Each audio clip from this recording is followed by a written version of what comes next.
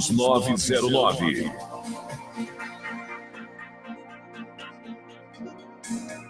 Alô, amigos, muito bom dia. Nós estamos começando pela nossa Princesa FM 90,9, o nosso Memória Viva, né? Para a gente falar do resgate da cultura da nossa cidade, da história, dos nomes antigos, né? Figuras folclóricas, etc. E aqui a gente revive essa página do Memória Viva na nossa Princesa 90,9. Tenho conversado nos últimos dias, né, nos últimos domingos, com o pessoal da minha geração, alguns mais velhos, o caso de Saraiva, o famoso índio, aliás, o famoso caçador dos índios de Seu Antônio, e de tantas outras presepadas. E hoje eu trouxe para conversar uma pessoa que faz parte da minha infância, desde a época da Monsenhor Júlio, entre a Monsenhor Júlio e a Rua do Córrego. Estou falando do artista plástico, historiador, poeta, o cenógrafo, você imaginar aqui, Gilvan Lopes de Souza, quando quer fazer, faz. E aí, compadre, muito bom dia. Opa, bom dia. Bom dia, Lucílio, bom dia, Júnior, bom dia a todos que nesse momento nos escutam. Vamos falar da origem, né, Gilvan? Eu sou muito assim de começar pela origem, né, da família, seus pais, os pais de seus pais, essa sua identificação com a Rua do Córrego, embora a sua família toda, seus pais tenham morado, aliás, tem até uma casa hoje lá na Monsenhor Júlio. Fala um pouco da prole e da origem dos seus pais. Bom, Lucílio, na verdade, eu sou meio desarrumado para falar de mim, né? Eu não sei muito falar de mim. Inclusive, eu gostaria, a Ariano Suassuna, que eu concordo com uma coisa que ele disse, que as pessoas que falam na frente do outro, assim, no caso aqui, eu e você falando de mim assim, é uma covardia. Sei. Você falar na frente da pessoa, deixa para falar quando você estiver ausente. Sei. Mas,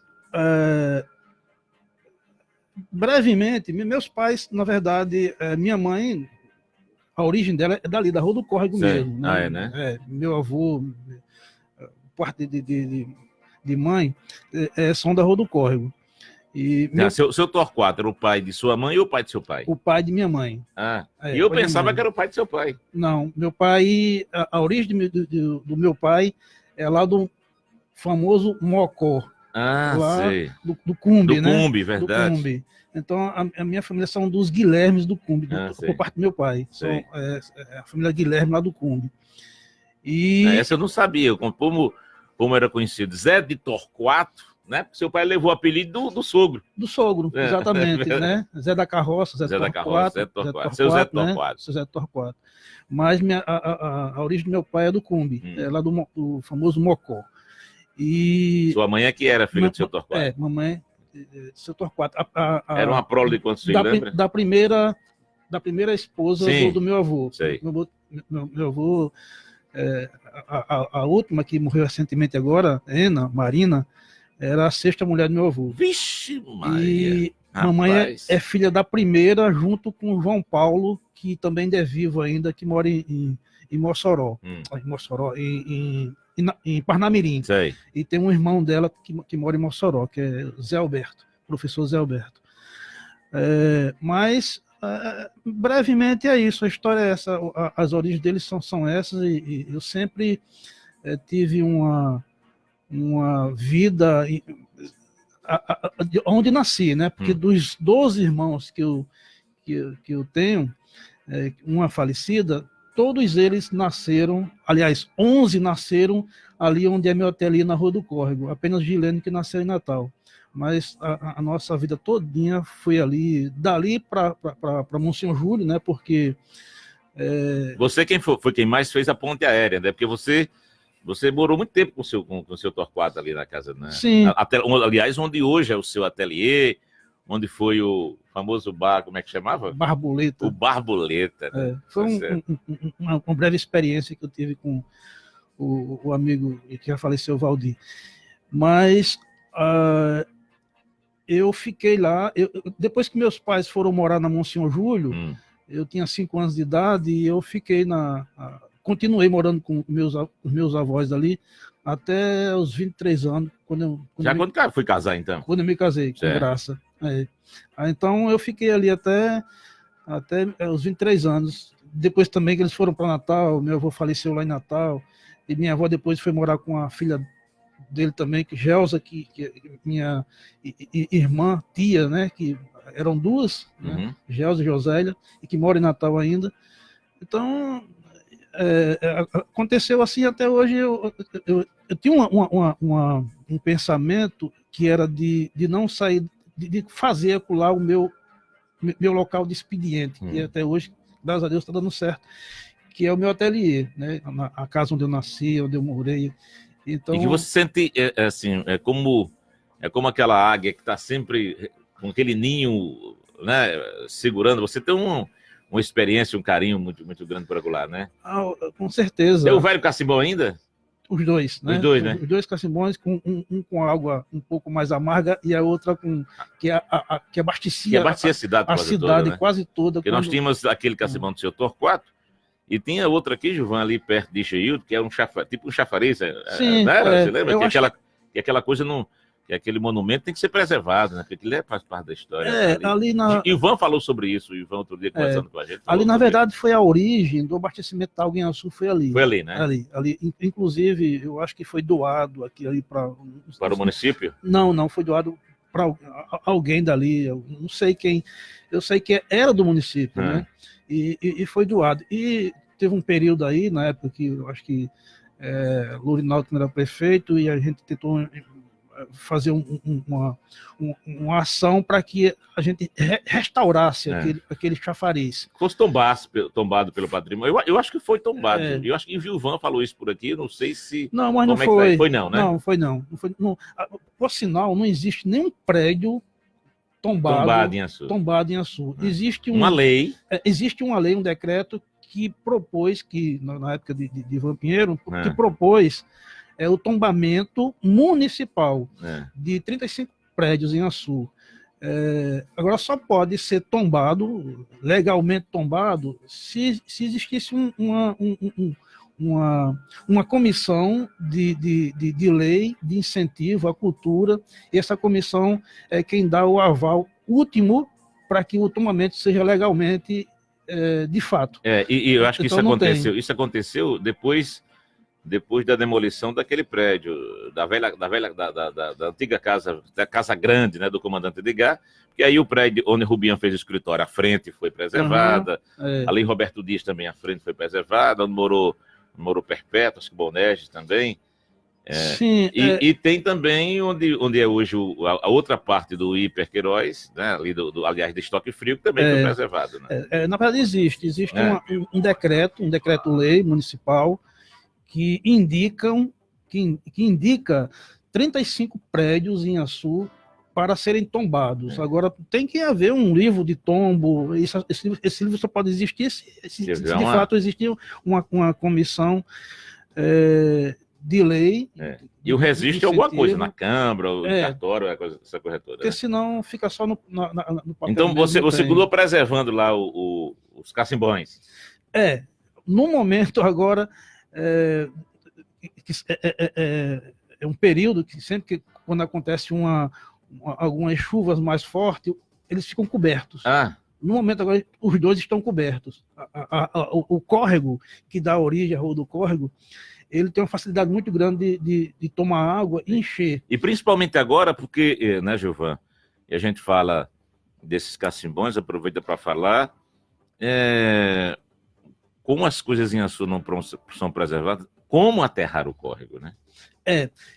Hoje o córrego não tem mais aquele fluxo d'água que deveria ter, por exemplo, em 1974, quando nós tomamos banho ali naquela Oiticica, daquele corredor de Vital de Gino, né? Pulava de cima da Oiticica, lá na frente, ali por trás de Correio também, que a gente brincava, porque passava água ali de nado, e a gente pulava da calçada, né?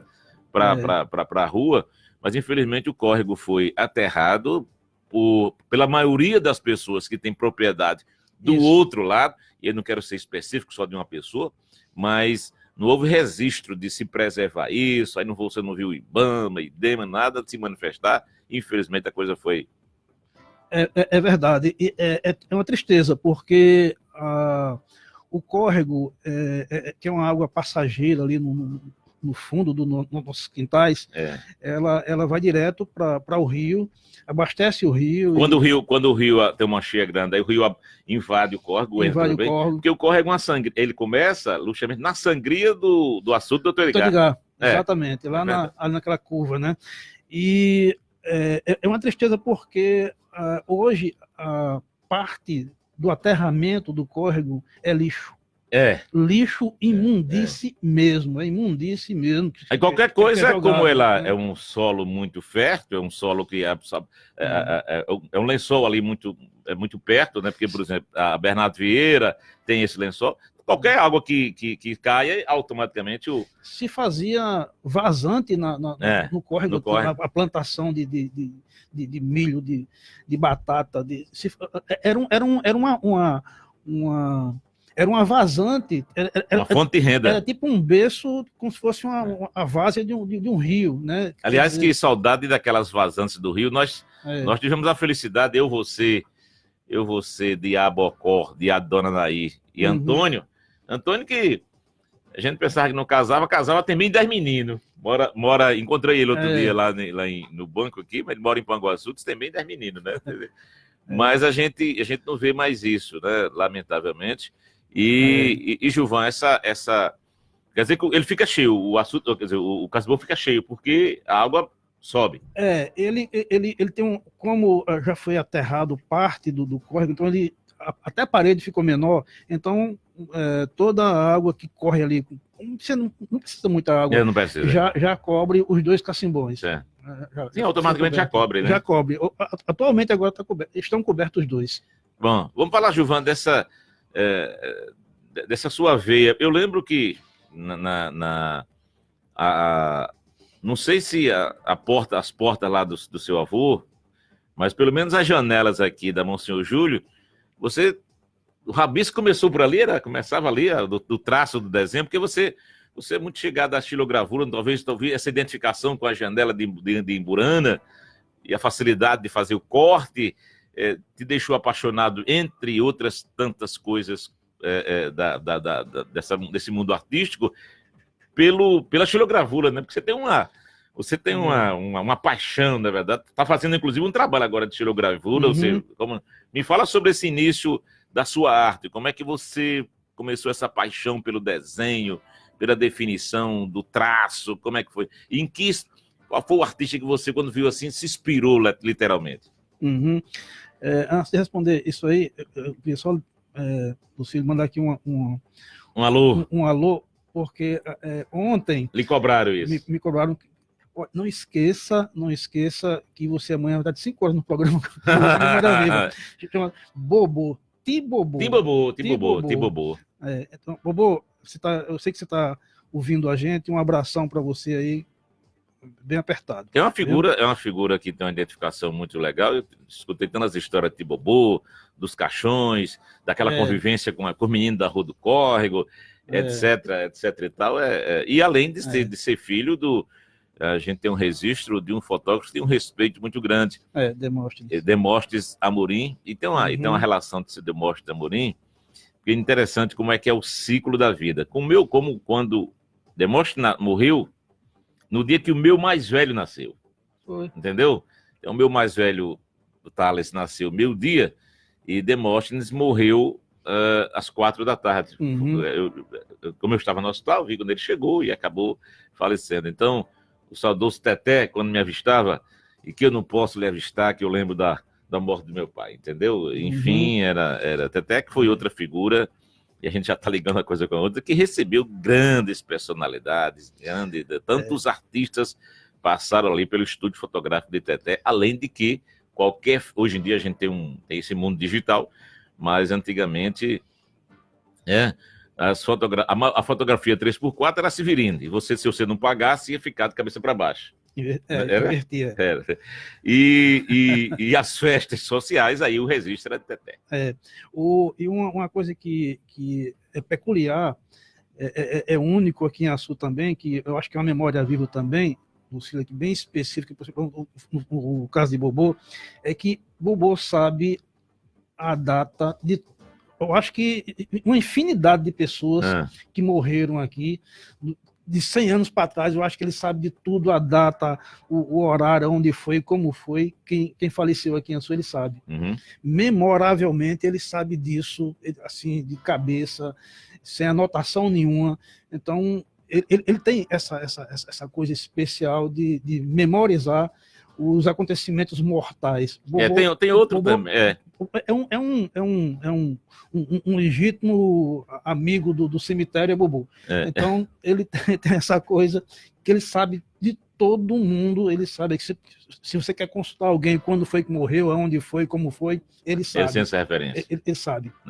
Senão ele está muito presente nos sepultamentos, aí tem esse registro. Quem também tem muita memória para guardar placa de carro, data de aniversário, é Chico de Zé de Lindolfo. Do Leite. Do Leite. Sei. Filho do saudoso Boré, e de Dona Lourdes. Né? Ele tem essa referência. Monsenhor, exatamente. Monsenhor Júlio, nosso contemporâneo lá da Monsenhor Júlio. Deixa eu mandar. Eu tenho essa facilidade. Esse conhecimento. Olha, o Roberto César, bom dia. O Fabiano. Bom dia, meu amigo Lucílio. Alô, Fabiano, tá acompanhando a gente. Deixa eu ver quem mais aqui. Socorro Clementino. Bom dia, Lucílio. E o convidado Gilvão. O fim desse programa manda um alô para meu tio Evaristo. Eita, Lucílio, muita chuva em nosso RN. Socorro Clementino, Itajá. Eu gosto tanto do programa que acordo cedo logo depois que o galo canta. Tá bom. Bom dia para meu amigo João Carlos. O Lindomar Salles. Bom dia, Lucílio. Bom dia, Gilvan. Bom dia a todos que estão sintonizados na Princesa. Lindomar do bairro Casinhas Carnaubais. Lucílio, parece que nós vamos ter um enchente no Vale do Açu. Valeu, irmão. Olha, eu quero aqui registrar que na verdade, eu estou preocupado com o Ipanguaçu, porque Pataxó está sangrando. E ontem, muita chuva, com os açudes pequenos estourando lá para a banda de São Miguel, ali, Fernando Pedrosa. Ontem à noite, por exemplo, a ponte de Fernando Pedrosa, ela ficou interditada para carros pequenos, devido ao enchente que houve lá, de um açude. E acredito que essa água vai chegar. O Neto Muriçoca, hoje cedo, ficou de mandar essa informação e nós estamos no aguardo. Mas é importante, por precaução, e aí não precisa fazer alvoroço, mas por precaução que a Defesa Civil de Ipanguaçu faça aquele trabalho preventivo, de onde, nas partes baixas, parte ribeirinha, que as pessoas possam já se afastar. O Sérgio Caixina está mandando um bom dia para você, Gilvan, acompanhando aqui Memória Viva. Então, vamos nessas histórias aí, Gilvan, que a gente tem para contar aí para quem nos acompanha. Especificamente, a Rua do Córrego, né, que é uma... por incrível que pareça, foi uma rua, eu tenho dito isso aqui, foi uma rua que nos guiou, quando eu digo nos guiou, a minha família. Eu saí do beco do colégio, e lá na Rua do Córrego foi onde tudo me encaminhou, né? Onde a gente, cada um tomou o seu rumo. Somos 4 e cada um tomou o seu rumo, né? Agora, você tem uma história que você costuma dizer que tem coisas que só acontecem em Mossoró, na Rua do Córrego e em Nova York. Por que é que você tem essa definição? Mas é verdade. Eu não sei se isso é algo muito cômico, ou se... Na verdade, o que a gente vê que acontece de estranho, isso acontece uma vez, isso acontece num certo canto, tem levado a uma crença nesse sentido. Porque a Rua do Córrego, desde que eu me entendo de gente, ela nunca foi o que é. Entendeu? Entendeu? Ela nunca deixou de ser o que é. Mas está sempre em mutação, né? Está sempre mudando alguma coisa. Exato. A Rua do Córrego, o córrego começa lá no Açude do Todiguá e morre lá dentro do rio. Na Lagoinha. Mas a Rua do Córrego é desse tamanho, é um palmo de rua. Entendeu? Mas só o fato de passar por lá. Inclusive... E é a única rua que tem nome de praça. E que nunca foi praça. Exatamente, tem o nome de praça, nunca foi praça, é um palmo de rua, é uma rua larga, onde só teve um certo tempo onde os circos, parque, todos só sentavam lá, entendeu? Quer dizer, sem contar com o patrimônio de linguagens que tem na Rua do Córrego. Que é único, né? Eu tive uma vez eu apresentei alguns momentos um programa aqui no rádio, né, da Secretaria de Cultura, e eu juntei lá, só naquele trechozinho da Rua do Córrego, 129 apelidos de pessoas, só daquele trechozinho ocular, sabe? Dos mais diversos possíveis, mais estranhos e impressionante, só naquele trechozinho ocular da Rua do Córrego. Você lembra de uns 10 aí, ligeirinho? Deixa eu dizer aqui só bem conhecido aqui. J. Kelly. J. Kelly. J. Kelly, Marco Chilton e Francesco e Carlos Sullivan. Quatro irmãos com apelidos bem impressionantes. Aí você vai ver. Maguila.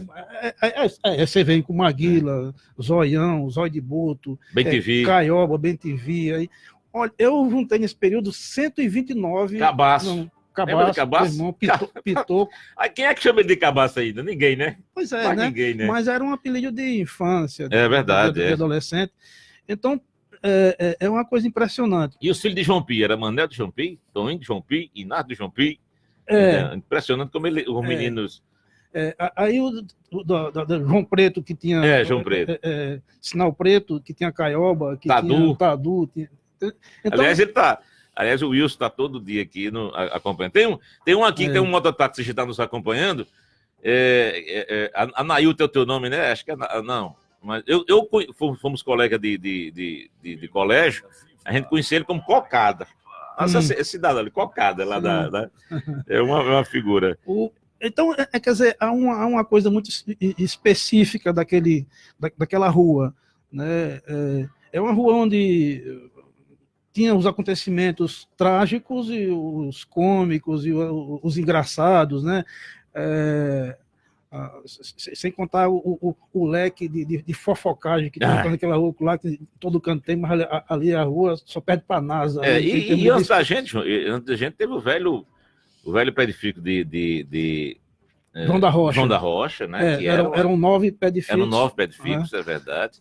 Que era uma referência de concentração, tanto de crianças brincando, como de cavalos em dia de feira, como de estacionamento de carroça, quer dizer, era uma referência, né? Sem contar de que nós tivemos, você sabe disso, um time que era uma referência aqui em Açúcar, que era o Seca, né? Mas antes do Seca veio os originais do Córrego, né? Que não deixava, por exemplo, para quem não sabe, os originais do Córrego.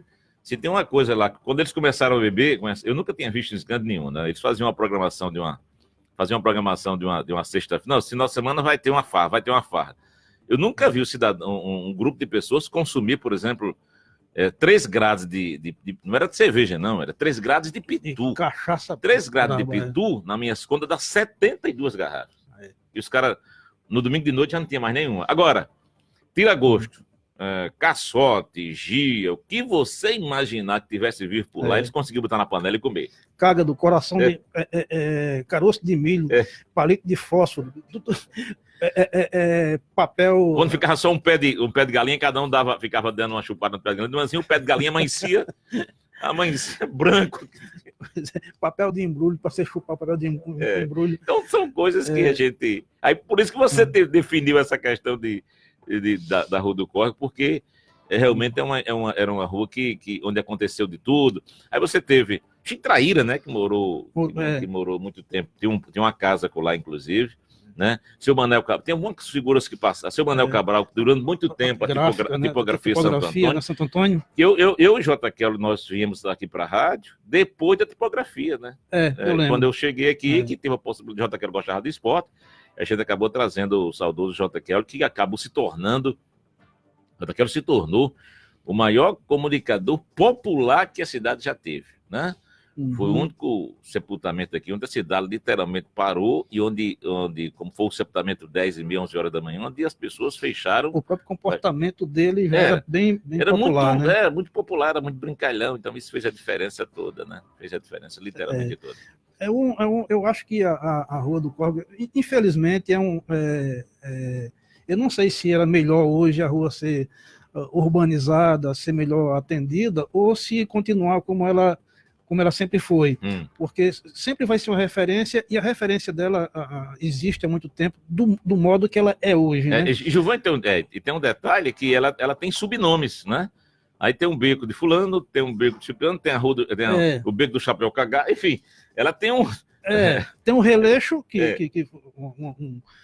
um nome dado para o meu avô, que hoje, o nome lá foi batizado como Tabaçu, que entra e vai bater lá em Adalberto, que Adalberto é a maior referência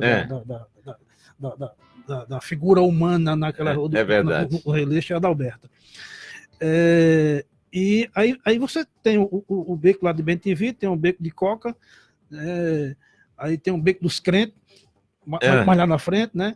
Tem a Palha do Arroz. Velha Palha do Arroz, né? Aí você desce, que inclusive a rua termina lá onde era o do Gero, que já começa a Zé Leão, que também é pequena, é uma rua pequena.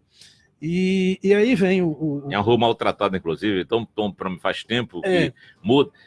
Entra prefeito, sai prefeito, e a gente não consegue ver esse tratamento na Zé Leão. A própria Rua do Córrego, que prefeitos já que nasceram por lá, que passaram por ali. Poderia ter uma atenção mais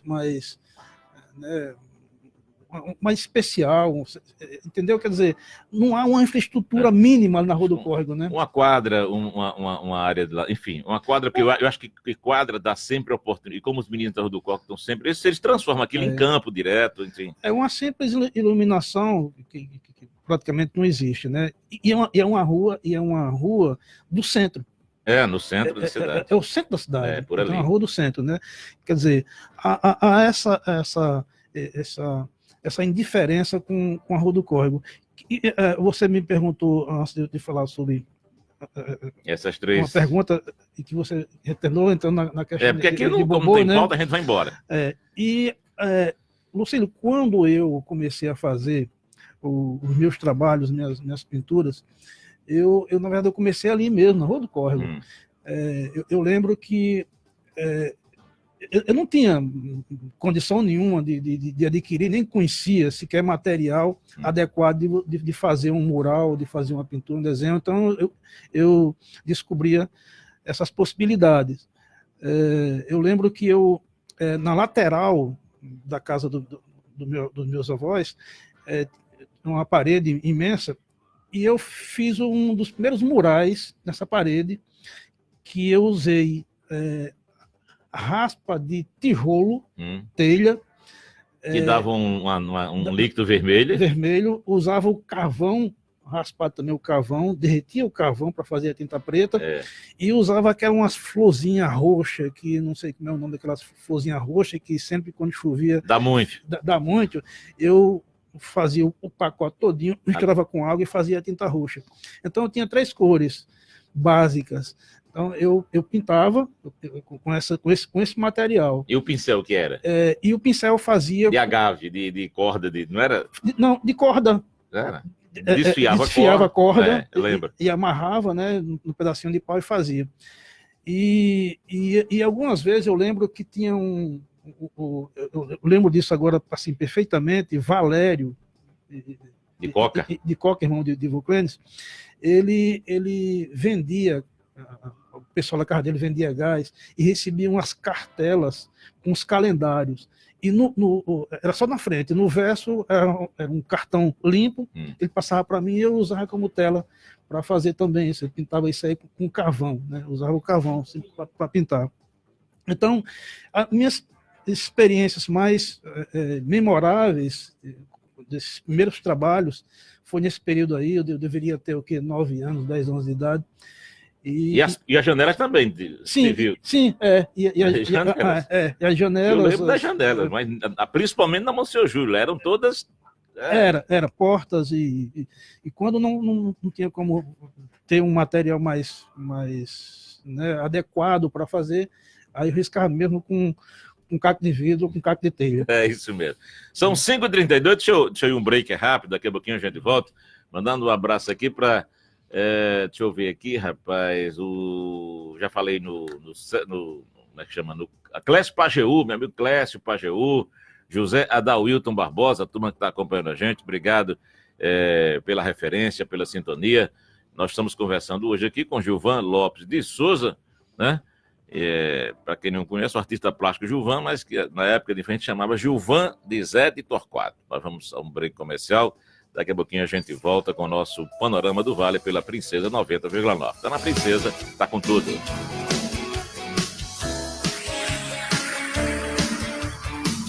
Princesa FM. A colisão frontal é responsável por 30% das mortes nas rodovias federais. Esse acidente tem como causa as ultrapassagens em locais proibidos, como em curvas e aclives sem visibilidade. Não ultrapasse em faixa contínua amarela. Respeite a vida. Uma campanha da Polícia Rodoviária Federal.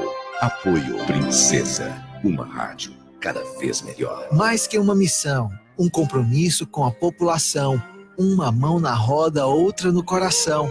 Assim seguimos o projeto que leva amor e solidariedade ao próximo. Uma parceria Atacadão Vieira e Rádio Princesa 90 FM. Você é o autor desta campanha. Conte sua história.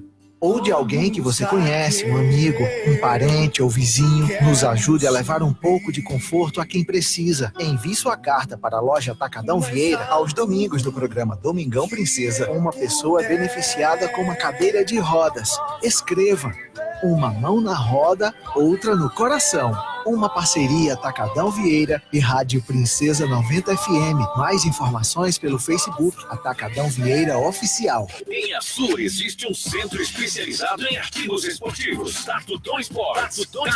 Artigos para praticar futebol, natação e outras modalidades. Na Tatuton Sports você encontra o melhor da moda fitness, tênis das melhores marcas do mercado e artigos esportivos em geral. Quer ter uma vida saudável? Pratique atividade física regularmente usando equipamentos adequados. E a Tatuton Sports tem tudo para você. Tatuton Sports, a marca oficial do esporte açuense. Na Avenida Senador João Câmara, Centro de Açu. Fone 3331-1999. Na Princesa FM. A cada minuto. Você sente a diferença. Memória Viva. Memória Viva. Alô, amigos, estamos de volta, nós estamos voltando aqui. Deixa eu mandar um bom dia aqui, já conosco o queridíssimo Magno Max, lá do Canal Bás. Deixa eu ver aqui para mandar alô para Tiel. Tiel também, ele acorda antes do galo cantar. E claro, Davi do Bar do Sinal. Você não pode passar ali sem tomar aquele famoso chá, aquele cafezinho, né? Grande Davi do Bar do Sinal.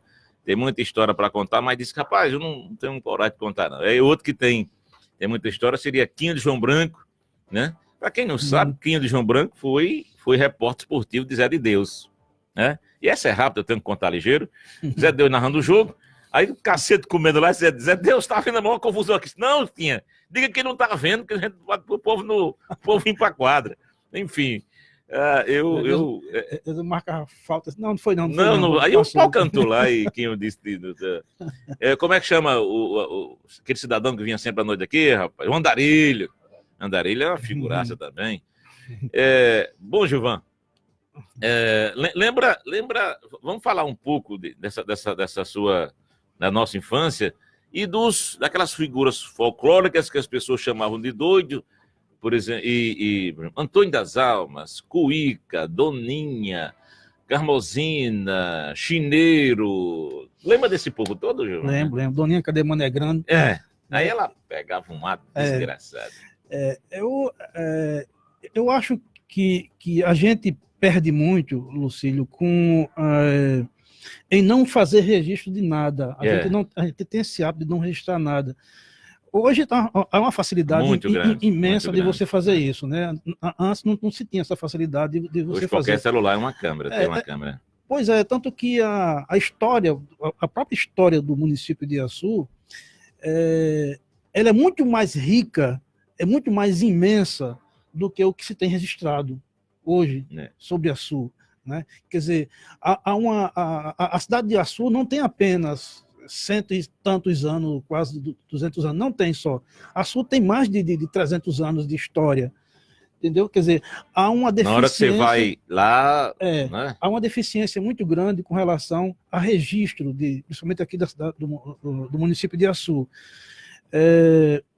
o pouco que se colocou até hoje, Dentro de literatura? De literatura, que já é bastante batido, conhecido, é muito curto, é muito pequeno, é muito pouco.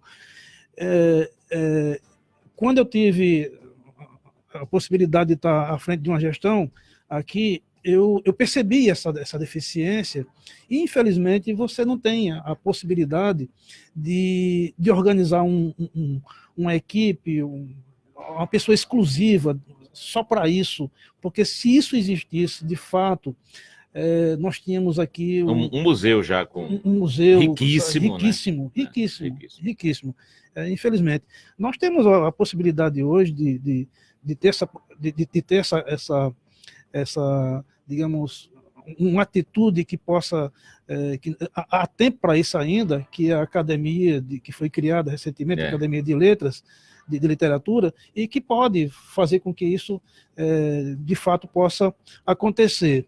Mas eu sinto muito essa...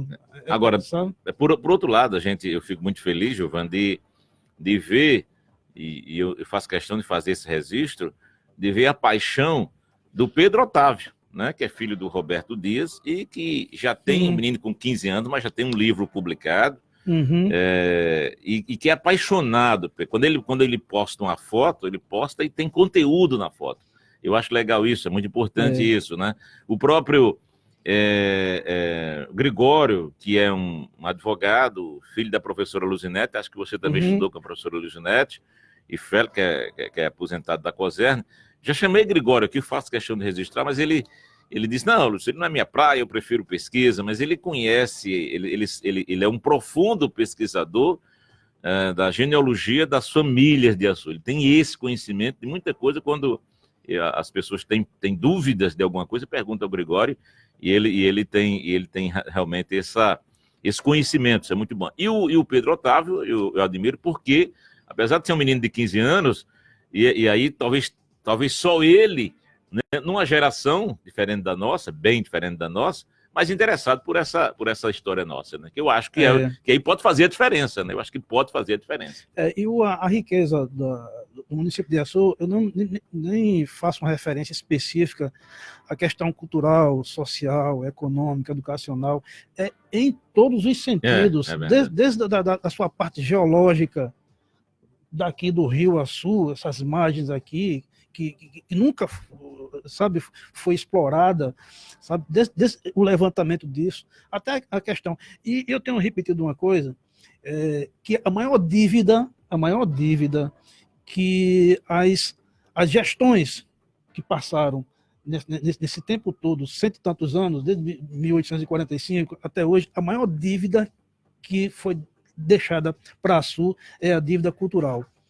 É a maior dívida. Não é econômica, não é da economia de produção agroindustrial, não é. A maior dívida é cultural. Nós temos riqueza imensa, que poderia ser poderíamos ter um grande avanço em termos de economia, é a questão da cultura do município de Açu. Se nós tivéssemos atentado para isso há 100 anos atrás, há 50 anos atrás, o valor que o município tem nesse segmento, nós tínhamos hoje um celeiro de renda, sabe? O turismo cultural, o turismo religioso. Nós temos essa riqueza que não se dá a atenção devida.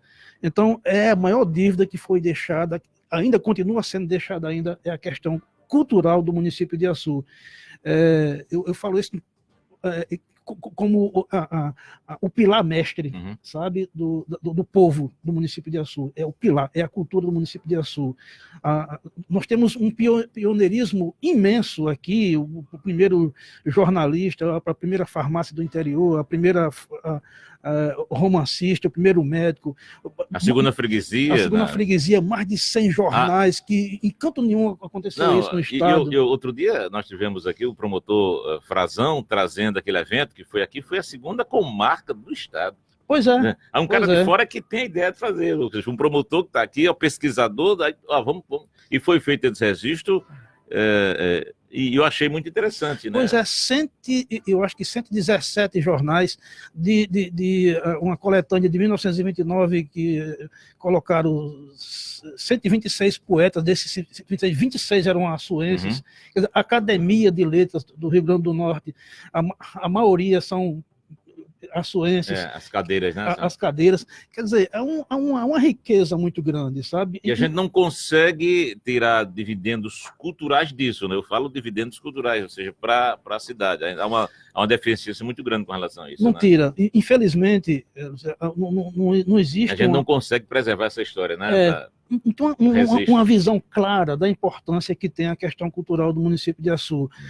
Ninguém tem noção da ideia. Eu fico me perguntando quando é que a gente vai acordar para ver a importância que ainda persiste. Porque você ficar alimentando a cidade dos poetas, a terra da poesia, as pessoas que deram esse nome, que contribuíram para que o nome de Açu existisse como terra da poesia, esse pessoal já passou, deixou um legado muito bom, graças a Deus, um legado muito bom. Mas o que é que está sendo feito hoje? Para isso ser preservado. Para isso ser preservado. O que é que está se produzindo hoje, bem pensado? Porque é uma tristeza você ver hoje algumas pessoas que, não, eu sou poeta e tal, aí você vai ver lá o que escreve. É uma tristeza. Mas embora tenha uma. Eu acho que o passo da academia foi interessante. O Aldo Cardoso é uma pessoa que está sempre mexendo com isso. Inclusive, fui solicitado agora na nova programação da emissora, aos sábados. Você teve oportunidade de uma hora dedicada a falar de poesia, de cultura, enfim, da nossa riqueza, da nossa produção cultural. Agora, Gil, me fala dessas coisas antigas, dessa convivência sua, do período, por exemplo, que você teve em Rua do Córrego, do cinema.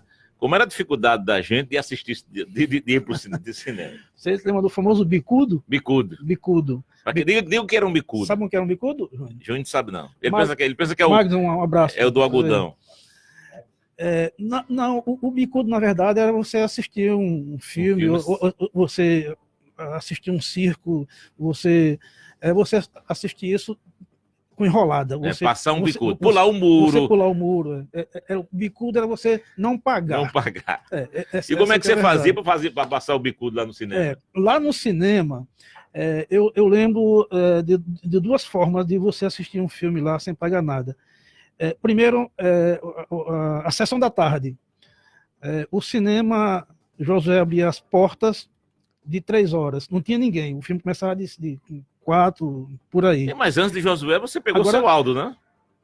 Sim, também. Eu acho que foi o primeiro do que Josué foi o seu Aldo. Era o baixinho. O baixinho. O pai de... Tem uma menina muito bonita, filha dele, Karenine, acho que o nome era esse, Karenine, né? Outro dia eu encontrei o doutor de Assis, e ele tem uma lembrança muito forte disso, né? Porque ele viveu, ele andava no cinema, né? Sabe quem é o nosso queridíssimo de Assis? Depois, inclusive, vou chamá-lo para a gente contar dessa experiência que ele teve. O que acontecia? Eu chegava lá de 3 horas, assim que ele abria as portas... Não tinha ninguém. Dedé, que era o porteiro, lá, chegava um pouco mais atrasado. O que eu fazia? A gente entrava, pulava o mictório, que o mictório lá era um pé de carnaúba. Só tinha isso lá. Era só um muro com pé de carnaúba. Só se via para homem. Para mulher não tinha como. Mulher, se fosse por cima dessa vontade de fazer alguma coisa, tinha que ir para casa. E vizinho ao muro do cinema tinha o cartório. Então, pulava o muro do cartório. Quando dava os 3 toques, que começava a tocar a música de Gerry Adriano. Ou dos Incríveis. Dos Incríveis. Era sinal de que as luzes iam ficar... ou seja, o espaço ia ficar escuro, então você voltava do muro do cartório e entrava e ficava se desfazendo lá, fazendo no mictório, no pé de carnaúba, até que entrar uma pessoa para você sair junto com ela. Então essa era um dos bicudos. E a outra forma de você assistir sem ser bicudo era você, à noite, na lateral do teatro, tinha umas telas... As janelas eram as telas. Então o ar, ou seja, a ventilação, à noite, tinha que ser pelas portas. Então ficava uma aberta, tem uma tela que você não tinha como você ver, então você encostava a cabeça na tela e até ficava aquela formazinha da cabeça na tela, e você ficava olhando só a metade da tela, a metade do filme, assim, você não via a tela inteira, só a metade. E você ficava a noite todinha e a outra, você saia com dor de cabeça. E tinha outra parte que você... Um lado da cabeça dormente e o outro bom, e ia para casa satisfeito. Ô, Gilvan, e tem a outra parte que você, de tanto pedir a Dedé, rapaz, Dedé, deixa eu entrar, demorava. No final, quando tava para subir nas letras, ele deixava você entrar. Era, foi entrar. Você pegava pelo menos nas letras e já subia. Eu contei isso, um acontecimento, eu contei uma coisa que aconteceu na inauguração do teatro aqui. Aliás, tem uma arte sua lá, né? Você foi chamado para... Tem justamente nessa sala onde era o mictório, acho que tem um espaço, onde hoje fizeram um espaço cultural muito legal, e ali na entrada logo, né? Tem 2 momentos. Eu vou só repetir o que eu falei na inauguração da revitalização do teatro.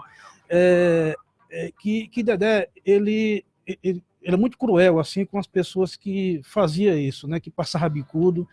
Ele humilhava, ele trazia a pessoa pegada pelo colarinho, né? E saía, mandava fazer questão de acender as luzes, todo mundo vê que ele vinha trazendo uma pessoa que passou um bicudo.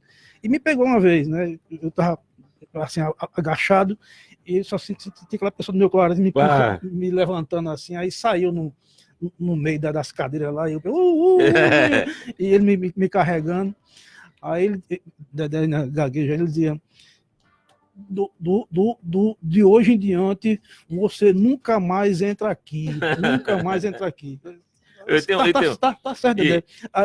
Enquanto eu for vivo, né? Ele disse, mas enquanto eu for vivo, aí saiu, me empurrou.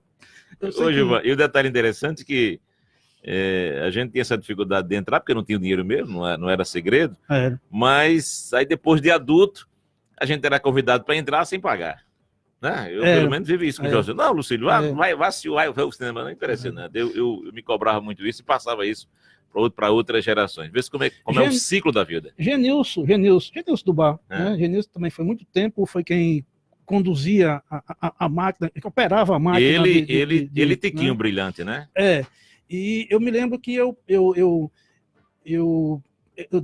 trocava a brechazinha lá em cima da máquina, lá ficava com a ponta dos pés, para poder ver também uma nesgazinha do filme, e dava uma revista a Genilson. Com a revista, a gente recebia uma revista e eu dava a revista a ele. Para quem não sabe, Genilson de Maria Bocalarga. Genilson de Maria Bocalarga. Primo de Ivan. Não, tio. Né? Tio de Ivan. Tio, né? Tio de Ivan. Ivan é filho de Ivo de Maria Bocalarga, irmão de Chico Maria Bocalarga, irmã de Terezinha de Maria Bocalarga. Aliás, vivos hoje nós temos Terezinha, encontrei outro dia lá no banco. Terezinha sendo cuidado por um filho de Chico de Maria Bocalarga. E também... Terezinha morou muito ali na Rua do Releixo também. Né? Morou onde é hoje, morou muito tempo, onde é hoje o Sebrae, que foi a Ceval. Terezinha morou ali, né?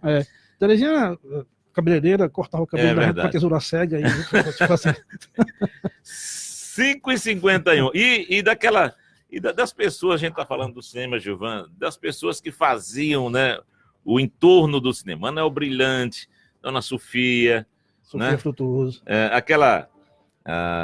Manuel Brilhante teve, e a gente era menina, eu conto essa história, que às vezes para passar a nota de 2 cabeças, que tinha a famosa nota de 2 cabeças. Tinha. Né? Isso aí é fato. Né? Realmente tinha. 2 cabeças. Ficava pescando as notas ali, montava uma nota e sempre passava em alguém mais velho que não pudesse ler direito.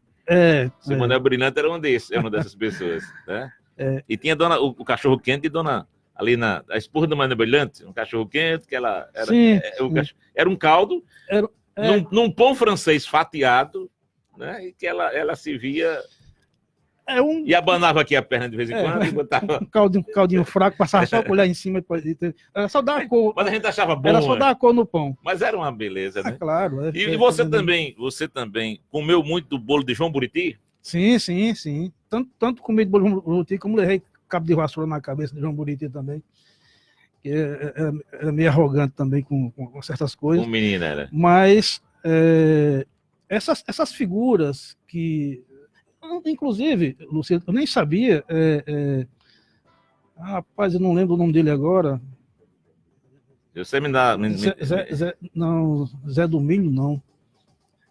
Tá vivo, um dia eu se encontrei com ele um aqui, nem parece, eu acho que ele se petrificou, nem ficou velho, nem mais novo, do mesmo jeito há 500 anos atrás. Eu não tô agora lembrado o nome É igual dele. vinho, né? Tá preservado lá. Mas encontrei um dia desse aqui, que é desse período também, sabe? Do tempo de Zé Doido, de Chico da Lata, de um monte de gente desse período. Agora, sei, fala. Que na verdade, todo esse pessoal eram as pessoas consideradas como folclórica, como de alguma forma alguns entendiam como loucos, que na verdade não era o comportamento mesmo, e que tinha a sua vida. E essas pessoas contribuíram muito para o comportamento hoje que nós temos hoje. Porque hoje, se você encontrar uma pessoa dessa maneira, como a gente entendíamos, como era a sua normalidade, se a gente encontra hoje, as pessoas são rejeitadas, são ignoradas, né? Quer dizer, não há esse humanismo, né? com pessoas que nós tínhamos antes, como amigos, como você conviviam com essas pessoas, né? E hoje você não percebe mais, você não tem mais essa percepção. Mas pessoas, acho né? que alguns deles conseguem, né? Por exemplo, as pessoas têm muito carinho pelo que a gente chamava de Aurivan, que era o Bosta Seca, mas tem um carinho. Tem Roberta, que é pequenininha lá, as pessoas ainda respeitam muito, tem um carinho por ela, né? Já não aperreiu tanto quanto antigamente. Enfim, mas tem outras figuras que a gente também pensa, tem. E aí é em toda a cidade. Eu estava vendo recentemente uma pesquisa em Mossoró que o doido se tornava doido quando você chamava ele de... Não, ele é doido porque é cavaquista. É, cavaquista. É cavaquista, né? E a gente, quando criança, né, na época, hoje é bullying, mas na época meninos, quando se aperreava muito, né? Aí era um problema sério, Não, porque você é cavaquista. Agora, Giovanni, quando é que a gente fala desse teu projeto novo? Fala um pouco desse projeto vamos dizer assim, eu não sei se urbanizar a cidade, mas enfeitar a cidade, né? Com esses painéis multitemáticos. Por exemplo, eu acho que eu te passei essa informação, eu recebi aqui a visita do Dr. Genário, que foi contemporâneo de Dr. Milton, que, aliás, é primo de Dr. Milton, Dr. Genário é primo de Dr. Milton, filho de Mário Marcos, saudoso Mário Marcos, que foi quem criou o Dr. Milton. Dr. Milton, o pai faleceu muito cedo, e Mário, povo mais velho, criou o Dr. Milton. Então, Genário, que era irmão, hoje é aposentado, se tornou um fotógrafo, sai fotografando, ele esteve ali na Fazenda Baobá, e nesse período agora, os baobás lá do Curralinho estão com a sua floração, tem cada... a rosa dele é diferenciada, é uma coisa diferenciada. São décadas. Acho que a cada 50 anos. A cada 50 anos. A cada 50 anos dá uma flor. É verdade. Dá uma flor. Então, o lado do Curralinho, eles, nesse período, tá saindo. E ele ficou encantado com esse teu trabalho, né? Primeiro começou na cidade, mas você está levando ele para mais longe. Você está percorrendo a BR toda, hoje ali na Compasa, né? A Compasa, porque, para quem não sabe, a Compasa era justamente onde ficou, o nome Compasa era companhia... Era uma empresa que fazia rodagem, né? Exatamente, a companhia do Ciridó que fazia rodagem, que acabou ficando o nome do bairro, e eles ficaram hospedados acolá. É verdade. Fizeram o acampamento acolá, e aí se tornou Compasa. Olha, esse meu projeto de murais não é novo, não é de agora. Eu já fiz essa experiência alguns anos atrás. Mas agora com mais intensidade, né? Agora com mais intensidade, porque eu fiquei, digamos, hibernando um tempo, né? Como eu estava como gestor na prefeitura, e então agora eu resolvi tomar esse propósito, que na verdade eu costumo chamar de propósito, não de projeto, porque é muito pessoal, e eu comecei aqui na cidade. Então eu mapeei aqui a cidade em aproximadamente, eu acho que 20 e tantos murais para fazer aqui na cidade, que por sinal, inclusive, no momento que eu faço já aparece outro que eu não tinha mapeado ainda, mas com essa possibilidade de utilizar os murais como uma forma de informação, de conhecimentos do comportamento de Açu, das pessoas, da cultura e tal, e não só do município, mas usando do regional ao universal. E tudo isso me deu ainda a motivação de ir além disso, ou seja, eu não quero ficar só na cidade, porque eu vou dar acesso às pessoas que moram na cidade. Então, eu quero colocar também como entrada para a cidade. Uhum. E eu resolvi, nessa ousadia aí, também levar a partir de Mossoró, ou a partir daqui mesmo da Compasa, como já iniciei, até Natal. Inclusive, Você mapeou isso? já mapeei mais ou menos alguns locais. Como é que chama esse projeto, desses murais na BR? Na BR estou chamando de Caminho das Cores. Caminho das Cores. E aqui na cidade, Cidade Íntima, que é um trabalho muito mais intimista aqui, né, com os nossos momentos aqui. E com os nossos personagens, né? Sim. E com os nossos temas Sim, também. sim, também. Mas eu vejo que ali na Compasa, você foi além como você disse, além do Brasil, foi o mundo, né? Você tem personagens do mundo todo, né? São aproximadamente, eu acho que são uns 18 personagens de onde eu peguei. A partir daqui, como eu iniciei com Chico Daniel, aí fui para o Ceará com o Padre Tevô do Assaré, fui para Paraíba com Ariano Suassuna, eu fui para o Chile com o Pablo Neruda, eu fui lá para o Ceará com Belchior, aí voltei para Nísia Floresta, aí depois percorri a Teresa de Calcutá, e aí por diante, Tonheca Dantas, lá na Carnaval dos Dantas. Então, eu dei uma mexida em todos os segmentos das artes, incluindo aí da música, literatura, tal, pesquisa. Então, uma parte desse mural, aproximadamente 70 metros, foi só com esses personagens diversificados. Uhum. E uma outra parte, eu usei os temas mais regionais daquele setor ocular, como os comportamentos culturais deles, a pescaria, a rede. Então, eu mexi um pouco mais, fiquei mais um pouco ali. Evidentemente que o propósito no estender desse percurso aqui até Macaíba, mais ou menos aí, em cada cidade eu quero fazer uma referência àquele local.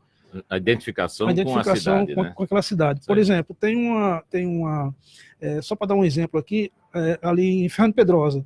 Em Fernando Pedrosa tem uma pedra muito simbólica lá, que é um sapo. Né? Que ele só é sapo daqui para lá. De lá para cá você não vê nenhum... Só de um lado, exatamente. Então eu já esbocei mais ou menos lá aquela história da princesa que... A princesa que beija um sapo. O sapo beija a princesa? O sapo beija a princesa se torna um príncipe. Aparece um príncipe. Então, eu já queria uma coisa nesse sentido ali. Eu acho que vou transformar aquela pedra num príncipe ocular na hora que eu chegar por lá. Então, cada cidade vai ter uma referência assim no local. Então, esse é o meu propósito. Você é funcionário do DENOX Federal, né? Fui. Foi, né? Eu passei 16 anos no DENOX. Passei por igual período na prefeitura e agora completei meu tempo de serviço. Mas se aposentou, então? Aposentei. Certo. Mas como funcionário federal? Federal, né? Olha, a Adriana Medeiros, bom dia, Gilvan, um grande artista. Sandro Barbalho, o Nildo Varela, grande abraço para Gilvan. O Nilton Zalém. Nilton, rapaz, perdi a hora hoje. Ele disse que acordou depois que o Galo cantou. Adriana Medeiros, bom dia a todos. Gilvan Lopes, um grande artista. O Laelson Borges diz o seguinte: bom dia a todos. Diga, Gilvan, que a tia dele, Mariana Guilherme, está me dando um abraço. Opa, um abraço para você também, tia. Dona Mariana é onde? Mora na João Pessoa, lá no certo. Ali perto da escola. A Luísa de França. Luísa de França. O José Ailton da Silva, bom dia, Lucílio, Gilvan. Quero, aí, o que você escreveu aqui, eu confesso, não entendi, viu, meu amigo Ailton, que é sobrinho de seu Tico, tem uma lanchonete ali por trás do Instituto Padre Bia Pena, né? O projeto aí sobre o projeto desse fundo do IPI, desse painel, que vai ser um super painel, está em andamento, né? Uhum. Já está nas mãos de Nuilson, e ele disse que em breve esse painel vai sair. Bom, Gil, estamos chegando ao final, rapaz, dessa conversa interessante. As pessoas têm às vezes, eu não gosto de falar, mas, homem, isso aqui é uma conversa, não tem pauta, a gente fala sobre tudo, mas o importante é deixar registrado. Nós vamos passar e alguma coisa tem que ficar registrado. E aí alguém que consiga transformar isso nessa literatura que o Gilvan está falando, que a gente sempre está lembrando de uma coisa, né? Para você, obrigado, meu irmão. Sempre acorda cedo aos domingos ou não? Foi uma exceção hoje? Não, não só os domingos, eu acordo cedo todo dia. Eu acho que de 4h30, 5 horas, já estou de pé, já todo santo dia. Eu também vou dormir com as galinhas, eu vou dormir bem cedinho. E o advogado já terminou, já está com o AB? Como é que tá? Quem? O advogado. Como é que chama? O Ramon? O Ramon. Não, o Ramon não é advocacia, não. O Ramon é fisioterapia. Fisioterapia? Já, graças a Deus. Terminou o ano passado, já está trabalhando, inclusive, né? E tá bem. Mora em Natal, né? Mora aqui. Ela tá morando aqui? Mora aqui. Ele está trabalhando com o Alexandre aqui. Sim, com o doutor Alexandre. A dupla lá está arrochando nas físios. Mas tá tudo bem. E eu quero agradecer, Lucília, você pelo convite. Inclusive, eu nem sabia, eu soube recentemente desse programa aqui, e que resgata um importantíssimo lado da nossa cidade. Da história mesmo, das figuras, personagens, ruas, por aí afora. E isso faz um bem danado à cidade, faz um bem a quem vem aqui, faz um bem a quem está ouvindo, e isso é muito bom. Você passou muito no Beco de Américo? Sim, claro. E o tamanho do... Eu não vejo um porco daquele tamanho hoje em dia. Não tem. Ele sabia alimentar o bichinho. E isso é muito bom. As pessoas que eu tenho depois, inclusive conversei com o Diacis, que ele teve aqui também. Diacis. E isso nós sentimos essa necessidade, não só de ter uma possibilidade de a gente rememorar tudo isso aí, como também de fazer com que as possibilidades que você tem expostas aqui com relação ao programa Dormindo aqui no sábado à noite, que eu tenho participado aqui algumas vezes, e que tem contribuído, inclusive, para esse meu projeto agora de estilogravuras. Que inclusive... Dá tempo, pode ir. Magno não vai cobrar o excesso do tempo, não. Inclusive, só para lembrar aqui uma coisa que algumas pessoas me perguntaram, e eu vou aproveitar a oportunidade. Esse projeto de estilogravuras que eu estou fazendo agora, que é uma série de 10 estilogravuras, que começou agora em março, vai até dezembro. Todo mês eu estou editando uma estilogravura. O título dessa série se chama Sertão Vadio. Sei. E esse título, eu trouxe para mim, me apropriei desse título de Renato Caldas. Sertão Vadio é o título de um livro que ele perdeu, se extraviou numa viagem que ele fez de Natal ao Rio de Janeiro. Então era um livro inédito que ele ia lançar no Rio de Janeiro e se chamava Sertão Vadio. Eu digo isso porque ele me disse isso. Eu creio que não falou isso só para mim, deve ter falado para mais alguém. Então, esse título se perdeu e agora me apropriei dele. Ele colocou isso escrito para mim, né? Eu tenho isso aí, e eu não, claro que eu não queria usar para mim, mas usar para editar um livro inédito dele.